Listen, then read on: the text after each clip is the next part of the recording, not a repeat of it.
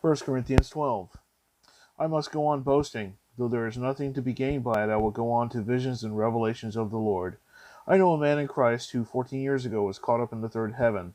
Whether in the body or out of the body I do not know, God knows. And I know that this man was caught up into paradise. Whether in the body or out of the body I do not know, God knows. And he heard things that cannot be told, which men may not utter.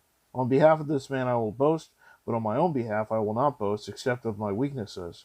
Though if I should wish to boast, I would not be a fool, for I will be speaking the truth. But I refrain from it, so that no one may think more of me than he sees in me or hears from me. So to keep me from becoming conceited because of the surpassing greatness of the revelations, a thorn was given me in the flesh, a messenger of Satan to harass me, to keep me from becoming conceited. 3 times I pleaded with the Lord about this, that it should leave me, but he said to me, My grace is sufficient for you, for my power is made perfect in weakness. Therefore I will boast all the more gladly of my weaknesses, so that the power of Christ may rest upon me. For the sake of Christ, then, I am content with weaknesses, insults, hardships, persecutions, and calamities. For when I am weak, then am I strong. I have been a fool. You forced me to do it. For I ought to have been commended by you. For I was not at all inferior to these super apostles, even though I am nothing. The signs of a true apostle were performed among you with utmost patience, with signs and wonders and mighty works.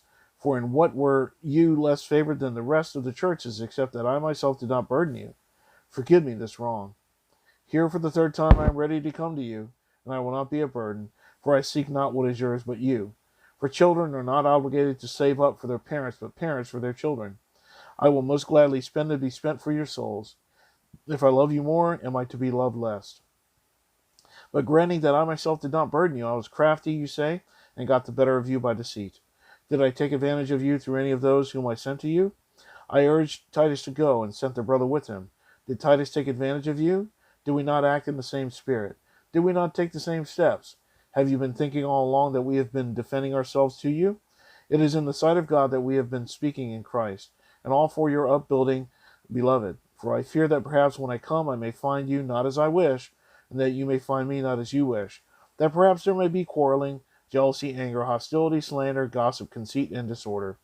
I fear that when I come again, my God may humble me before you, and I may have to mourn over many of those who sinned earlier and have not repented of their impurity, sexual immorality, and sensuality that they have practiced. Blessed be the name of the Lord, and praise his holy word.